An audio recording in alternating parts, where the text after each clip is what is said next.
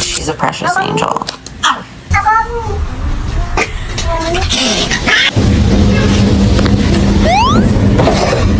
I don't know what the hell that is. Is it a lynx? What is that? Definitely not a domestic cat.